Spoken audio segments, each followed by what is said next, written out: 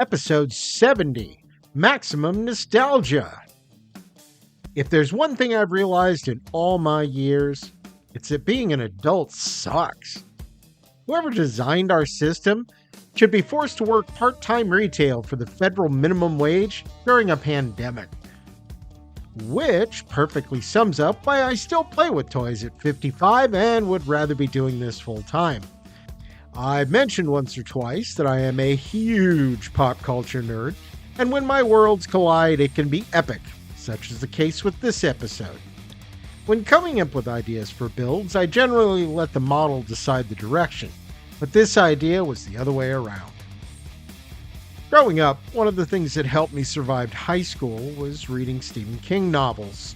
So in 1987, when I saw him tell me, "I'm gonna scare the hell out of you," I believed him. First rule of childhood, don't always believe what adults tell you. Well, I haven't been scared by a movie since I was 7. I still enjoy the feel of the movie. I found comedy in the attempts to make something silly into something serious. Any Stephen King fan knows of his struggle with addiction, and Maximum Overdrive was his addiction peak.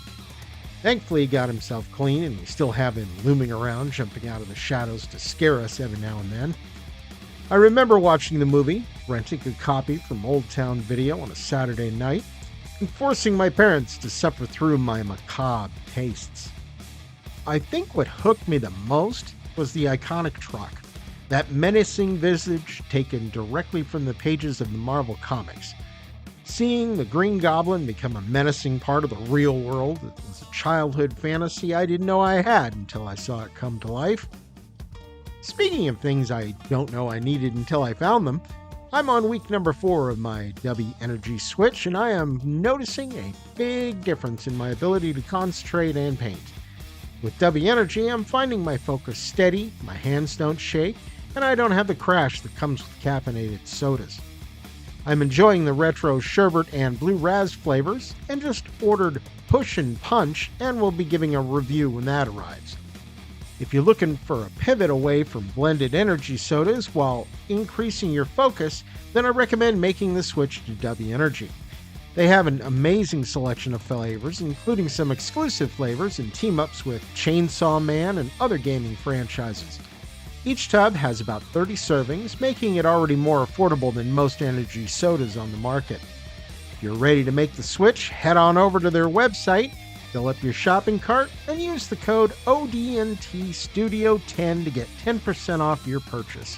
This will help my little channel get some recognition, at the same time as saving you money. Win-win for both of us.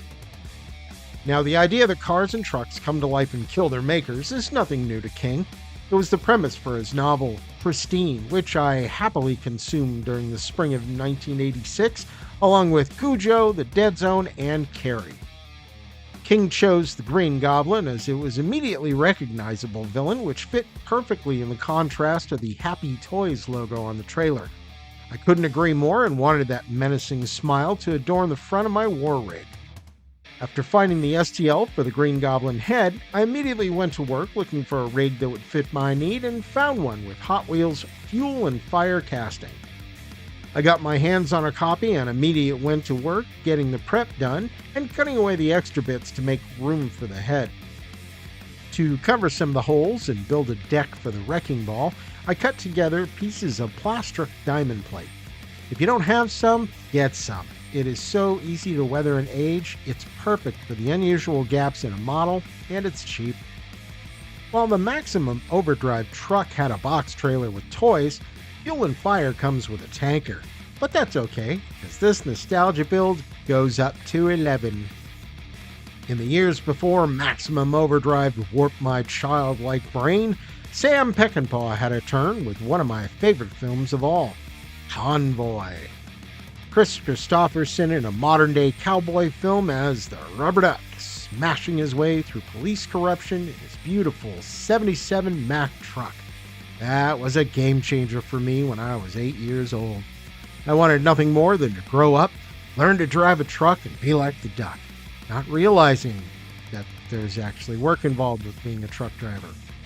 And there aren't as many roadblocks to smash through as I was led to believe. Needless to say, I never did drive a big rig, but I used to deliver produce in a box truck. That was good enough. One thing that made the duck so dangerous in the movie was that he was hauling volatile chemicals in his tanker, and no one wanted to stop him due to the hazard that possessed. Well, since fuel and fire was back in a tanker, this was a perfect opportunity to smash two pieces from my childhood together into one little monster. Adding decals to the tanker, I was able to give a nod to Convoy by adding the RD Trucking Incorporated, which was seen printed on the doors of his beautiful Mack truck. With all my nostalgia in place, I equipped her with a wrecking ball, 2 heavy machine guns, and a mine dropper, all ready for the wasteland. So it's been a minute since I've done a battle report. It's time to change that. Well, sort of. My son and I decided to do a pickup game for fun as our other friend has been ill and unable to join us. Since we were just having fun, we decided to combine a race with the capture the flag option using a track instead of an arena, starting at opposite ends from each other. Not shying from the challenge, we thought making a narrow and twisting track would be a great way to up the stakes. This proved to be a bit more difficult of a challenge than we expected, as you will see. I managed to get pole position, and Eleanor, who started in 5th gear thanks to Hot Shot, using a long template to move into position to run blocker for Zoe and gaining an audience vote for Cult of Speed. Spookies and Scream took off in the opposite direction, hoping to come in behind Zoe and Eleanor. Zoe, the designated flag bearer, played it cool and decided not to risk the flag by choosing a medium template.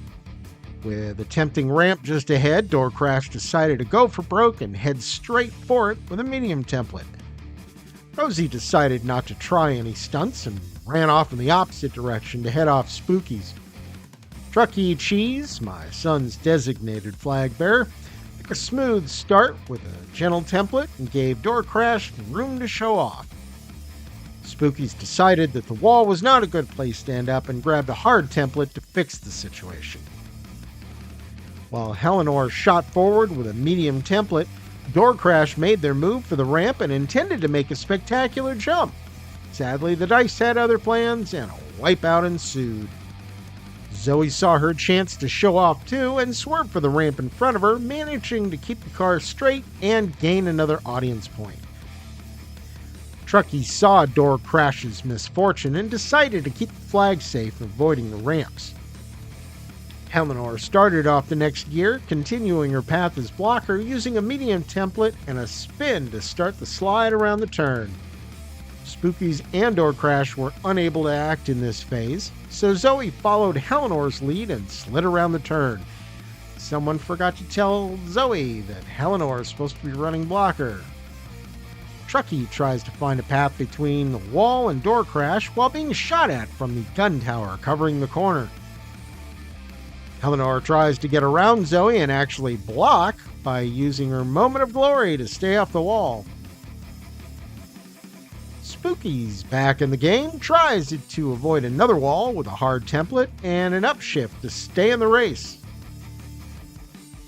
Zoe still hasn't got the memo and lays her foot down to pass up her teammate again, coming dangerously close to the container. Door Crash recovered from the wipeout and got back in the race with a turn template. Rosie kept on trucking and using a turn template to avoid another ramp, grab a gear. Truckee narrowly misses the wall and Door Crash while holding on tight to the flag. Spooky, still trying to get a hold of his vehicle, makes another hard turn to avoid a wall, but is starting to see a pattern in his maneuvers emerge. Trying to fulfill her duties, Eleanor uses a gentle template to give Zoe the hint. Meanwhile, Door Crash makes up for the lost time with a nitro boost and a medium template to bypass a ramp without even looking over at it. But between the nitro and the shots from the gun tower, Door Crash found themselves in another wipeout. Did Zoe get the hint? Nope. Using a gentle template, Zoe gets away from the container and, unfortunately, her blocker. Truckee was unable to correct his path around the turn and gets stuck against the wall. Rosie tried to avoid a collision with one wall, only to guarantee a collision with another. Eleanor was not interested in racing against her partner and failed to slide past Zoe, instead managing to slide into her. With Spookies in a low gear, Zoe decided to give Eleanor some room and make her way around the next turn. Truckee decided to get away from the wall with a gentle template and moved towards Doorcrashed, who is almost a sitting duck. Back in the game, Spookies points towards the nearest enemy and lets loose with a hail of bullets towards Rosie. No longer sure of the strategy, Eleanor decides to follow behind Zoe instead, using the veer template. With Doorcrash dormant, Zoe tries to slide easily around the turn, but Dice had other plans, and Zoe makes contact with the wall. With Doorcrash stuck in place, Truckee has to take an alternate route, and this may not end well. Rosie is also stuck, and Spookies takes advantage with a ram attack, followed by another shower of bullets, while Eleanor ended up against the wall just like Zoe. Zoe gets herself away from the wall and starts towards Doorcrash, who responded by challenging her to a game of chicken. Being rammed, shot at, and hitting the wall, Rosie's day was done, and she wrecked out on the other side of the ramp that she was trying to avoid. Spookies leaves Rosie in the dust by grabbing a gentle template and heading down the track. Eleanor gave up trying to be a blocker and is struggling to keep up with Zoe using a gentle template. Doorcrash advances on Zoe, who has no choice but to swerve out of the way, but made her displeasure known with a shot from her handgun and ending Doorcrash's day. Having as much luck on a ramp as Doorcrash, Truckee lost control, sliding into Zoe, delivering enough damage to wreck both Zoe and Truckee. At the beginning of the next phase, I used 3 audience points to respawn Zoe, leaving only Eleanor, Zoe, and Spookies on the track. With both flags immediately in front of Eleanor, we decided our experiment was over. While the combination of capture the flag on a racetrack was a great idea, we just needed the room to move around the track. That's all for this time. If you like my video, tell me about it in the comments. I read every comment and try to respond to them all. To my current subscribers, thank you for supporting my channel. I love doing this and I want to make it a full-time gig. If you haven't yet subscribed, shame on you. What are you waiting for? It's a no-cost way to support me, and I promise you will enjoy what's to come. You can find me on Patreon, Facebook, Instagram, and Blue Sky Social for behind-the-scenes pics and videos. If you play Gaslands and you like my work, head on over to my Etsy store and see what's on the showroom floor. One final shout out to Gear Grinder Magazine, a new e-zine full of gears, guts, and carnage for your Gaslands refueled games. January and February issues are out now at drivethrurpg.com, with the March issue out soon. Pick up a copy of February's issue and find an interview with yours truly. And while you look for inspiration in the world around you, don't forget, they ain't gonna paint themselves.